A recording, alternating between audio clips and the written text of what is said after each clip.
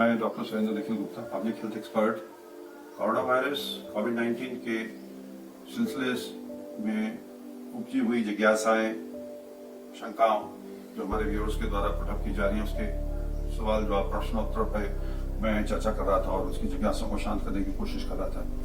एक व्यूअर ने पूछा कि जब हम अपने बार्बर शॉप में, सैलून में जाते हैं तो कितना हमें जो ये संक्रमण प्राप्त करने की संभावना रहेगी। तो मेरा इस विषय में कहना है कि जैसे ये जो संक्रमण है कोरोना वायरस का ड्रॉपलेट इन्फेक्शन से, आप जैसे बीच में लोग थूकते हैं, फेंकते हैं, बहुत क्लोज रेंज में हैं, तो वहां से संक्रमण होने की संभावना रहेगी। तभी कहते हैं कि सोशल डिस्टेंसिंग बहुत जरूरी है, क्योंकि हमारे पास लॉकडाउन और सोशल डिस्टेंस जो एक प्रकार से सोशल वैक्सीन भी है।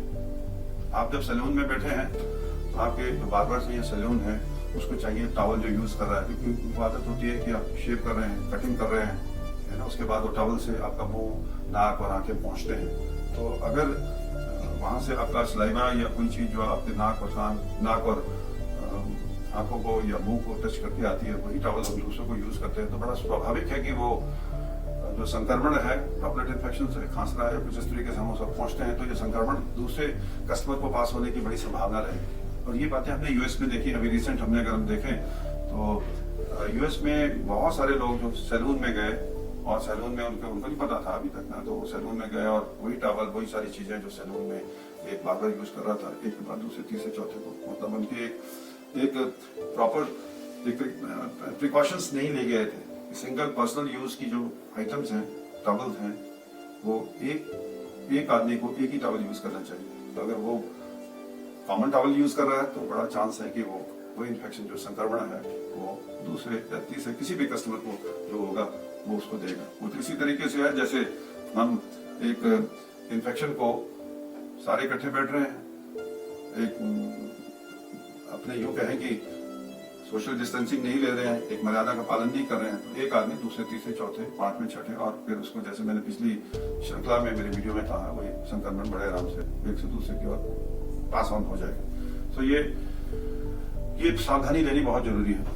एक व्यूअर ने ये भी बोला था कि currency notes, yes, currency notes भी हैं जो आपके पास आते हैं, आदमी से आगे कैरी ऑन करता चला जाता है, और ये आदमी जो है ये man to man infection carry on होगी।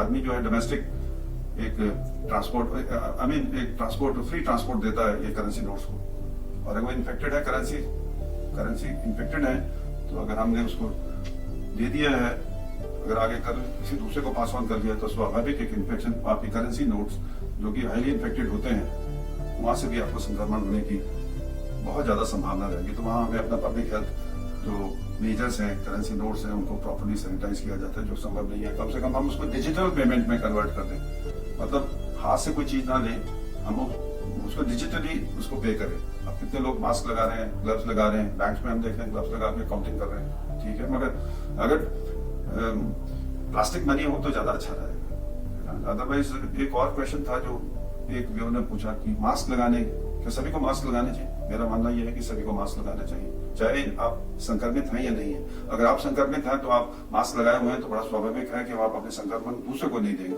आप बाहर कहीं घूम रहे हैं तो हो सकता है बाजार में कोई, किसी पब्लिक प्लेस में कोई दूसरा आदमी इन्फेक्टेड हो, खांस रहा हो, छींक रहा हो, और आपके पास मास्क लगाया, तो आप कम से कम उसकी ड्रॉपलेट इन्फेक्शन को बचाने में काफी हद तक सफल हो पाए। तो ये क्वेरीज थी जो मैंने आपको उसके उत्तर देने की कोशिश करी। क्वेरीज बहुत है, मैं अगली वीडियो में उसको कुछ और क्वेरीज दूंगा। जय हिंद।